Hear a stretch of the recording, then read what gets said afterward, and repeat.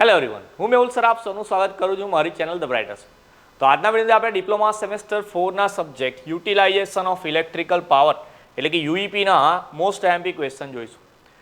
અત્યાર સુધીની આપણી ઓવરઓલ જે એક્ઝામ છે, મતલબ એમાં મશીન હોય, માઇક્રો કંટ્રોલર હોય કે કમિશનિંગનું પેપર હોય, એ બધા પેપર મોસ્ટલી આપણા આઈએમપીમાંથી જ આવ્યા હતા. કમિશનિંગના આઈએમપી આપણે અપલોડ નહોતા કર્યા, પણ ઓફલાઈન બેચીસમાં જે આઈએમપી આપેલા હતા ઓલમોસ્ટ 90% પેપર એમાંથી જ આવ્યું હતું. શેડ્યુલ થોડો ટાઈટ હતો એટલે એનો વિડીયો નહોતો મૂક્યો, પણ 28નું પેપર જે હવે પોસ્ટપોન થઈને 1લી તારીખે લેવાનું છે. ટાઈમ ઇનફ છે, મારી પાસે બી છે, તમારી પાસે બી છે. તો વિડીયોની અંદર 30 મોસ્ટ આઈએમપી ક્વેશ્ચન લઈને આવ્યો છું ને આમાં બી 90% ચાન્સ છે કે 60 માર્ક્સનું પેપર તો આપણા ક્વેશ્ચનમાંથી જશે. તો વિડીયો તમારી પાસે આવે શેર કરી આપવાનો ને જેવો તમારી પાસે આવે તૈયારી સ્ટાર્ટ કરી દેવાની. તો સૌથી પહેલાં જોઈએ ચેપ્ટર વાઇઝ ક્વેશ્ચન લખેલા છે. તો પહેલો જે ક્વેશ્ચન છે આપણો પહેલા ચેપ્ટરમાંથી single line diagram of traction substation. Okay, traction substation માટેનો સિંગલ લાઇન ડાયાગ્રામ કરવાનો છે. આપણે સબસ્ટેશનની અંદર બી સિંગલ લાઇન ડાયાગ્રામ કરેલા હતા, તો એ જ રીતે અહીંયા ટ્રેક્શન માટેનો કરવાનો છે. અને એસએલડીની અંદર મતલબ સિંગલ લાઇન ડાયાગ્રામની અંદર જે સર્કિટ બ્રેકર હોય, આઇસોલેટર હોય, સેમ વસ્તુ દોરવાની હોય. મેઇન વસ્તુ એવી હોય કે ક્યાંથી લઈને ક્યાં જવાનું, મતલબ 132 થી 11 કેવી જવાનું, 132 33 જવાનું છે. તો એ પ્રમાણે તમારે બસીસ ચેન્જ કરવાની હોય, મતલબ મેઇન બસ કઈ આવશે, ઓક્ઝિલરી બસ કઈ આવશે. બાકી વચ્ચે સર્કિટ બ્રેકર, આઇસોલેટર અને સ્ટેપ ડાઉન ટ્રાન્સફોર્મર આટલી જ વસ્તુ યુઝ કરવાની છે. તો એ જ રીતે આમાં તમારે ટ્રેક્શનનો બી સબસ્ટેશન કરવાનો છે. ઓકે, ટ્રેક્શનની વાત કરીએ, ટ્રેક્શનથી મતલબ છે કે આપણી જે રેલ સિસ્ટમ છે, રેલ સિસ્ટમ, તો રેલ સિસ્ટમ માટે કોમેન્ટ સેક્શનમાં જરા બતાવજો કે રેલ સિસ્ટમ માટે આપણે કેટલા કિલો વોલ્ટનો યુઝ કરીએ, મતલબ કેટલા કિલો વોલ્ટનો પાવર યુઝ થતો હોય છે. આમ તો આ સબ્જેક્ટની તૈયારી બી થઈ ગઈ હશે તો ઓલમોસ્ટ બધાને જ આવડતું હશે, પણ જોઈએ જરા ચેક કરીએ કે ટ્રેક્શન એટલે કે રેલવે સિસ્ટમમાં આપણે કેટલા કિલોવોલ્ટ સપ્લાયનો યુઝ કરીએ. ઓકે, ચલો સેકન્ડ નંબરમાં છે આપણી કેટેનરી સિસ્ટમ. મેન્શન નહીં કર્યું કે કેટેનરી સિસ્ટમમાં શું કરવાનું છે. તો કેટેનરી સિસ્ટમનો ક્વેશ્ચન જો આવશે તો એમાં એની ટાઈપ્સ આવશે, કાં તો એનું ઇમ્પોર્ટન્સ આવશે. તો આપણે બંને વસ્તુ તૈયાર કરીશું કે કેટેનરી સિસ્ટમ કેટલા પ્રકારની આવે, પ્લસ એ કેટેનરી સિસ્ટમના ફાયદા કયા કયા છે. ઓકે, પેન્ટોગ્રાફ કલેક્ટરની વાત કરું, લગભગ ક્વેશ્ચન પૂછાઈ ગયેલો જ છે આપણે એક્ઝામની અંદર. તો પેન્ટોગ્રાફ કલેક્ટર વિથ આકૃતિ તૈયાર કરવાનો છે તમારે. ઓકે, આકૃતિ સાથે તૈયાર કરીશું. 7 માર્ક્સમાં બી પૂછાવાના ચાન્સીસ છે વધારે. જો 4 માર્ક્સમાં આવે આકૃતિ આવડતી હોય તો તમે એમાં બી ડ્રો કરી શકો છો, ટાઈમનો ઇસ્યુ જો ના હોય તો. આમ તો ઘણા બધા સ્ટુડન્ટ 1 વાગે પેપર પતવાનું એની પહેલાં 12 સાડા 12 નીકળી જાય એવું. પણ જો તમને આવડતું હોય, ભલે ક્વેશ્ચન 3 માર્કમાં બી પૂછાયેલો હોય, ટાઈમ તમારી પાસે હોય વધારે, તો તમે એમાં બી આકૃતિ દોરી શકો છો. 4th નંબરનો છે એ બી ફિક્સ કે 3 કે 4 માર્ક્સની અંદર આવશે, ક્લાસિફિકેશન ઓફ ઇલેક્ટ્રિકલ લોકોમોટિવ્સ. તો ઇલેક્ટ્રિકલ લોકોમોટિવનું વર્ગીકરણ. તો લોકોમોટિવ એટલે આપણે જે ટ્રેન આવે અલગ અલગ પ્રકારની, એ ટ્રેન જ છે. તમે વાંચો આન્સર. તો પેસેન્જર ટ્રેન છે, ગુડ્સ ટ્રેન છે, એ બધી વસ્તુ લખેલી છે.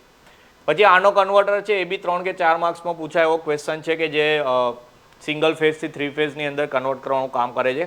આ ચેપ્ટરનો બીજો મોસ્ટ આઈએમપી ક્વેશ્ચન જે 7 માર્ક્સમાં આવશે એ છે આપણો રીજનરેટિવ બ્રેકિંગ. તો રીજનરેટિવ બ્રેકિંગ શું છે પહેલાં એ એક્સપ્લેન કરવાનું છે, એના ટાઈપ્સ કયા કયા આવે, એના ફાયદા કયા કયા, એ બધી વસ્તુ એક્સપ્લેન કરવાની, કારણ કે 7 માર્ક્સમાં પૂછાય એવો ક્વેશ્ચન છે. અને પહેલા ચેપ્ટરનો લાસ્ટ ક્વેશ્ચન છે આપણો ડીસી એન્ડ એસી લોકોમોટિવ, જે લાસ્ટમાં તમે બુકમાં દેખતા હોય. તો ડીસી અને એસી લોકોમોટિવના જે ઘટકો છે એની આકૃતિ દોરીને આપેલી હોય છે. આમ તો ડીસી એસીનું બંનેનું સેમ છે, ખાલી એસી મતલબ આ જે સપ્લાયની વાત કરીએ આપણે, સપ્લાય એસી સપ્લાય આવતો હોય છે. તો એસી લોકોમોટિવની અંદર અને ડીસી લોકોમોટિવની અંદર ખાલી એક જ વસ્તુનો ફરક આવશે કે ડીસી માટે આપણે રેક્ટિફાયરનો યુઝ કરવો પડશે. ઓકે, જે એસી સપ્લાય જે આવતો હશે એને ડીસીમાં કન્વર્ટ કરવા માટે, બાકી બંને લોકોમોટિવની આકૃતિ સેમ છે. ઓકે, સેકન્ડ ચેપ્ટરમાંથી મોસ્ટ આઈએમપી ક્વેશ્ચન આપણો ઇલેક્ટ્રિકલ આર્ક ફર્નેસ કે વિથ ડાયાગ્રામ કરવાનો છે, આકૃતિ બી દોરવાની, એનો સિદ્ધાંત કયો છે, કેવી રીતે કામ કરે, પ્લસ એના ફાયદા અને ઉપયોગો કયા કયા. ઓકે, ફાયદા અને ઉપયોગો અલગથી બી પૂછાય છે, મે બી 3-4 માર્ક્સની અંદર, એટલે મેં અલગથી આગળ ક્વેશ્ચન બી મેન્શન કરેલો છે. પણ જો EAF પૂછાશે 7 માર્ક્સની અંદર તો ફાયદા અને ઉપયોગો બી આપણે એમાં ઇન્ક્લુડ કરી દઈશું. ઓકે, 9થમાં જે અલ્ટ્રા હાઈ પાવર ટ્રાન્સફોર્મર. તો જેવી રીતે આર્ક ફર્નેસની વાત કરી કે જેમાં આપણે આર્ક પ્રોડ્યુસ કરવું પડે, તો આર્ક પ્રોડ્યુસ કરવા માટે જે ટ્રાન્સફોર્મર જોઈએ એ અલ્ટ્રા હાઈ પાવર જોઈશે આપણે, તો જ આપણે એ આર્ક જનરેટ કરી શકીશું. 10થમાં જે કોરલેસ ઇન્ડક્શન ફર્નેસ. ઓકે, નામ જ છે અહીંયા કોરલેસ, મતલબ એવું ઇન્ડક્શન ફર્નેસ છે, મતલબ ફર્નેસ એટલે એવી ભઠ્ઠી છે કે જેમાં ખોર નહીં આવે. ચલો નેક્સ્ટ જોઈએ. મેં કીધું એમ અત્યારે પહેલો જ ક્વેશ્ચન એવો લખેલો છે, advantages and uses of EAF એટલે કે ઇલેક્ટ્રિક આર્ક ફર્નેસના ફાયદા અને ઉપયોગો. જે મેં આગળ કીધું એમ, જો અલગથી પૂછાય તો અલગથી બી તૈયાર કરીશું, બાકી 7 માર્ક્સમાં એને ઇન્ક્લુડ કરી દઈશું. અહીંથી પાછું ચેપ્ટર ચેન્જ થઈ ગયું આપણું. ઇલેક્ટ્રોસ્ટેટિક પેઇન્ટની વાત કરે છે તો ઇલેક્ટ્રોસ્ટેટિક પેઇન્ટ ના ફાયદા આવી શકે, મે બી એના ઉપયોગો બી આવી શકે, પણ મેં કહું છું અગેન મેં ખાલી એટલું મેન્શન કર્યું છે ઇલેક્ટ્રોસ્ટેટિક પેઇન્ટ, તો મતલબ એ શું છે એ બી કરવાનું. જો એની આકૃતિ આપેલી જ છે, મતલબ એક આકૃતિ, એ આકૃતિ બી દોરી દઈશું આપણે અને એના ફાયદા અને ઉપયોગો બી કરી લઈશું. સેમ વે કોરોના ચાર્જિંગ બી કરવાનું છે, તો કોરોના ચાર્જિંગ અને ઇલેક્ટ્રોસ્ટેટિક પેઇન્ટ બંને પેઇન્ટ માટે યુઝ થતા હોય છે. એ બંને ઇલેક્ટ્રોનિક મેથડ છે કે જેમાં એક્યુરેસી વધારે આવે.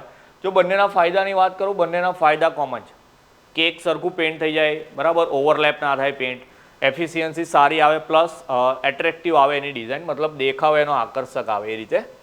એના પછી 14થમાં જે આપણું ઇન્ડક્શન ચાર્જિંગ, 15માં ફેરાડે કેજ ઇફેક્ટ છે, એ મોસ્ટ આઈએમપી છે, જે પૂછાવાના ચાન્સીસ મેક્સિમમ છે, જેમાં 3 કેજ બી દોરેલા છે આઈ થિંક બુકની અંદર. તો એ બુકમાં જે 3 કેજ દોરેલા છે આપણે બી એ 3 કેજ દોરીશું. ખાલી માઇનર ડિફરન્સ છે, બહારના જે ચાર્જ પાર્ટિકલ છે એ 3ની અંદર અલગ અલગ બતાવવાના. જેમ કે માન લો પહેલામાં પ્લસ પ્લસ હોય તો બીજામાં માઇનસ માઇનસ બતાવીને ત્રીજામાં એને ડિસ્ટ્રીબ્યુટ કરવાના છે એ રીતે. ઓકે, 16માં હાઈ વોલ્ટેજ પાવર સપ્લાય. તો આપણે આજે પેઇન્ટની વાત કરી, એ પેઇન્ટની અંદર જે પાવર સપ્લાય જોઈશે એ પાવર સપ્લાય હાઈ વોલ્ટેજ હશે, તો એને એક્સપ્લેન કરવાનો છે. 3-4 માર્ક્સમાં પૂછાય એવો ક્વેશ્ચન. એના પછી ઇલેક્ટ્રોપ્લેટિંગ એન્ડ ઇટ્સ યુઝિસ. તો ઇલેક્ટ્રોપ્લેટિંગ ને એના ઉપયોગો કઈ કઈ જગ્યાએ થાય. ઇલેક્ટ્રોપ્લેટિંગ તો તમે ફર્સ્ટ સેકન્ડ સેમની અંદર કેમેસ્ટ્રીમાં બી જે ભણીને આવ્યા એ જ વસ્તુ છે, મતલબ આકૃતિ બી એ જ દોરવાની છે કે એક વેસલની અંદર આપણે ઇલેક્ટ્રોલાઇટ દ્રાવણ લઈને 2 પટ્ટી જે ડૂબાડતા હોય અલગ અલગ મેટલની, બસ એ જ વસ્તુ અહીંયા બી લગાવવાની છે. પ્લેટિંગ એટલે એવું જ છે કે એક ધાતુ પર બીજી ધાતુનું આવરણ લગાવતો હોય આપણે, એ જ વસ્તુ અહીંયા બી મેન્શન કરવાની છે. ઓકે, 18માં છે કન્ડિશન ઓફ સ્ટ્રીટ લાઇટિંગ. હા, તો જ્યારે બી સ્ટ્રીટ લાઇટિંગ થતી હોય બહાર, તો સ્ટ્રીટ લાઇટિંગમાં 2 પોલ વચ્ચેનું ડિસ્ટન્સ કેટલું રાખવાનું, એ જે સ્ટ્રીટ લાઇટમાં જે લાઇટ યુઝ કરતા હોય એ કેટલા લ્યુમેનની હોવી જોઈએ, કેટલી ઇન્ટેન્સિટી લાઇટ આવી જોઈએ, કઈ જગ્યાએ પ્લેસ કરવાની કે જેથી રોડ ઉપર થોડી બી ડાર્કનેસ ના આવે, એ બધા પોઈન્ટ્સ એટલે અહીંયા લખ્યું છે કન્ડિશન, એટલે કે શરતો લખવાની છે કે સ્ટ્રીટ લાઇટ કેવી રીતે કરીશું આપણે. ઓકે, બેલાસ્ટની વાત કરીએ તો બેલાસ્ટ વિથ ડાયાગ્રામ કરવાનો કે બેલાસ્ટનું ફંક્શન શું છે. આપણે મતલબ ઇલેક્ટ્રિકલનો સબ્જેક્ટ છે તો ઇલેક્ટ્રિકલ બેલાસ્ટ જ સમજાવવાનું છે, તો બુકમાં જે રીતે આપેલું છે સેમ. 20th વાળો ક્વેશ્ચન ફિક્સ છે, લક્ષ મીટર, 4 માર્ક્સમાં પૂછાશે એક્ઝામમાં. સર્કિટ ડાયાગ્રામ જે વિસ્ટન બ્રિજ જેવી છે, ઇવન પોઈન્ટ બી એવો લખેલો છે કે વિસ્ટન બ્રિજ જેવી રચના છે એમાં, તો સેમ એ રીતે લખવાનું છે. લક્ષ મીટરનો યુઝ શાના માટે થાય એ બી મેન્શન કરીશું, એના ઉપયોગો કઈ જગ્યાએ થશે, એનો કાર્ય સિદ્ધાંત પ્લસ એની આકૃતિ કરવાની. ઓકે, એક ક્વેશ્ચન ફિક્સ છે 21 નંબરનો 7 માર્ક્સમાં કે લોસ ઓફ ઇલ્યુમિનેશન, એટલે કે ઇલ્યુમિનેશનના નિયમો જે 2 છે, એક છે ઇન્વર્સ સ્ક્વેરનો નિયમ છે અને બીજો કોસાઇનનો નિયમ છે. બંને નિયમ કમ્બાઈન આવશે તો 7 માર્ક્સમાં આવશે, કાં તો પછી 4-4 માર્ક્સમાં બંને અલગ અલગ પૂછશે, પણ આના વગર આપણું યુઈપીનું પેપર પોસિબલ નથી. તો લોઝ ઓફ ઇલ્યુમિનેશન બધા જ તૈયાર કરવાનું છે. 22માં જે મેઝર ઓફ ઇલ્યુમિનેશન એટલે કે ઇલ્યુમિનેશનનું માપન કેવી રીતે કરવાનું એ વાળો ક્વેશ્ચન છે. ચલો નેક્સ્ટ જોઈએ આગળ. તો 23માં છે regenerative braking in EV. Okay, ચાલો ઇલેક્ટ્રિકલ વ્હીકલની અંદર રીજનરેટિવ બ્રેકિંગ કેવું આવે, નેક્સ્ટ ક્વેશ્ચન સેમ લખો. 24માં પણ ઈવીની જગ્યાએ ઇલેક્ટ્રિકલ ટ્રેન લખી દીધું. બુકની અંદર તમે દેખશો તો અહીંયા ઈ બસ બી લખેલું છે એક ક્વેશ્ચનમાં. જેમ કે આપણે અહીંયા ઈવી લખ્યું છે તો ઇલેક્ટ્રિકલ વ્હીકલ એટલે કાર સમજી લો, અહીંયા ટ્રેન છે તો એક બીજો ક્વેશ્ચન છે બસ. બધામાં ખાલી માઇનર ફરક છે. ઓકે, ચેપ્ટરનું વેટેજ વધારે નથી, આઈ થિંક 8 માર્કનું ચેપ્ટર છે, પણ 3-4 જ ટોપિક છે. જેમ કે બસવાળો ટોપિક આપેલો છે, વ્હીકલવાળો છે અને એક ટ્રેનવાળો છે. તમે એક જ વાર ખાલી વાંચશો કે 3-3માં રીજનરેટિવ બ્રેકિંગ કેવી રીતે આવે તો તમને એવું લાગશે કે 3-3માં સેમ પોઈન્ટ લખેલા છે, અને એવું જ છે, મતલબ 3 ક્વેશ્ચન તમે પેરેલલ તૈયાર બી કરી શકો છો. 25માં જે રિએક્ટિવ પાવર એટલે કે એની ડેફિનેશન કે એની શોર્ટ નોટ આવશે કે રિએક્ટિવ પાવર ડિફાઇન કરો, 3 માર્ક્સની અંદર પૂછાયું, તો એની વ્યાખ્યા બી લખીશું આપણે, એનું સૂત્ર આપેલું હોય તો સૂત્ર બી તૈયાર કરવાનું.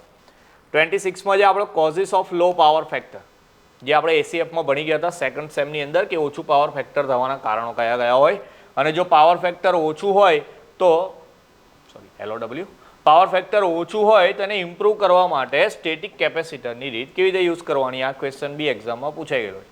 ઓકે, લોઝ ઓફ ઇલ્યુમિનેશન મેં કીધું ફિક્સ છે, એવી રીતે આ જ ક્વેશ્ચન આપણો સ્ટેટિક કેપેસિટરની મદદથી પાવર ફેક્ટર ઇમ્પ્રૂવ કેવી રીતે કરવાનું એ બી પૂછાઈ ગયેલો ક્વેશ્ચન, ને 28 વાળો બી પૂછાઈ ગયેલો ક્વેશ્ચન.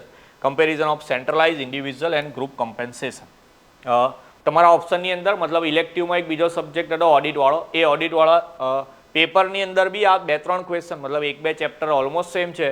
આ જે ક્વેશ્ચન કમ્પેરિઝન વાળો કહું છું સ્ટેટિક કેપેસિટર વાળો, એ યુઈપીમાં બી આવવાનો છે ને ઓડિટમાં બી આવવાનો છે, ફિક્સ જ છે, પૂછાઈ ગયેલો ક્વેશ્ચન છે. ઓકે, અને જો પાવર ફેક્ટર ચેન્જ કરીએ આપણે તો કેબલ સાઇઝ અને એનર્જી સેવિંગમાં કેવી અસર થાય એ 29નો ક્વેશ્ચન. ઓકે ચલો, એટલે પહેલાં પાવર ફેક્ટર જો તમારું સિસ્ટમનું ઓછું હોય તો તમારે કેબલ સાઇઝ જાડી રાખવી પડે, અને કેબલ સાઇઝ જાડી રાખો એટલે નો ડાઉટ તમારી કોસ્ટિંગ તો વધી જ જશે, પ્લસ તમારી એનર્જી સેવિંગ બી ઓછી થશે. પણ જો તમે પાવર ફેક્ટર સુધાર દો તો તમારી કેબલ સાઇઝ જાડીની જગ્યાએ પતલી થઈ જાય, તો પછી એનર્જી સેવિંગ બી વધારે અને કોસ્ટ બી ઓછી થઈ જાય. ઓકે, તો એ જ આન્સરમાં લખવાનું છે. અને 30 નંબરમાં મેં ડેફિનેશન એવું લખેલું છે વ્યાખ્યાઓમાં. તો અગેન જે આપણું જે આગળનું એક ચેપ્ટર હતું જે કહું, હા, આ લક્સ મીટરવાળું ઇલ્યુમિનેશનવાળું, આમાંથી વ્યાખ્યાઓ બધી બહુ છે, જેમ કે લક્સ છે, લ્યુમેન છે, લ્યુમિનસ ઇન્ટેન્સિટી છે, એ બધી વ્યાખ્યાઓ એક્ઝામમાં પૂછાશે, એ બી ફિક્સ જ છે. તો જે બી ચેપ્ટરમાં વ્યાખ્યા આવતી હોય, જેમ કે આગળ પહેલા ચેપ્ટરમાં તો આઈ થિંક બહુ વ્યાખ્યાઓ નથી, પણ આ જે લ્યુમનવાળા ચેપ્ટરની અંદર છે, આ પેઇન્ટવાળા ચેપ્ટરની અંદર છે, અને આ રિએક્ટિવવાળા ચેપ્ટરની અંદર છે, રિએક્ટિવ પાવરની અંદર, તો એ જેટલી બી વ્યાખ્યા આવતી હોય બધી એકદમ પાકી તૈયાર કરવાની, કારણ કે ક્વેશ્ચન પેપરમાં 2-3 ક્વેશ્ચન તમને વ્યાખ્યાવાળા બી જોવા મળશે. અને હું નહીં ચાહતો કે એક 2 લાઇનની વ્યાખ્યાઓ જો તૈયાર ના કરી હોય તો આપણે 7-8 માર્ક્સ નીકળી જાય એવું. વ્યાખ્યાઓ ખાલી બુકની અઘરી લાગતી હોય તો તમે ChatGPT તૈયાર કરી દો ચાલશે, વ્યાખ્યામાં કોઈ વાંધો નહીં. પણ જે ક્વેશ્ચન જેમ કે 27 છે, 28 છે, રીજનરેટિવ બ્રેકિંગવાળો ક્વેશ્ચન છે આપણો, લક્સ મીટર, લોસ ઓફ ઇલ્યુમિનેશનની વાત કરી, ફેરાડે કેજની વાત કરી, આ EF વાળો ક્વેશ્ચન બી 7 માર્ક્સનો ફિક્સ છે આપણો. છઠ્ઠો ક્વેશ્ચન રીજનરેટિવ ને પેન્ટોગ્રાફ કલેક્ટર, આટલા જે ક્વેશ્ચન ફિક્સ જ છે, એક્ઝામમાં પૂછાઈ ગયેલા છે, એ એકદમ પાક્કા તૈયાર કરવાના. તમારી પાસે આ વિડીયો આવે તો જેવી રીતે તમને ખબર પડી ગઈ કે કયા કયા ક્વેશ્ચન પૂછાવાના છે, એ જ રીતે તમારે શેર કરી આપવાનો. છેલ્લું પેપર છે, જો સારું જશે તો 5th સેમની સ્ટાર્ટિંગ બી આપણી સારી થશે. અને બધા એવું જાણી ગયા હશે કે 5th સેમની જે 1st તારીખથી જે ઇન્ટર્નશિપ થવાની હતી, હવે 15થી થવાની છે, મતલબ એનો બી અલગ સર્ક્યુલર આવે છે, એના પર બી આપણે એક વિડીયો બનાવીશું. પણ પહેલાં આપણે આજે છેલ્લું પેપર છે એ સારું છે, એના માટે આજે ટોપ મોસ્ટ IMP ક્વેશ્ચન છે આપણા, એ બધાએ તૈયાર કરી લેવાના. તો યુપીનું પેપર ઓલમોસ્ટ આમાંથી જ આવવાનું છે, તો બધાનું સારું જશે. તો બધાને એક્ઝામ માટે ઓલ ધ બેસ્ટ. મળી આવે નેક્સ્ટ વિડીયોમાં. ત્યાં સુધી જય હિન્દ, જય ભારત.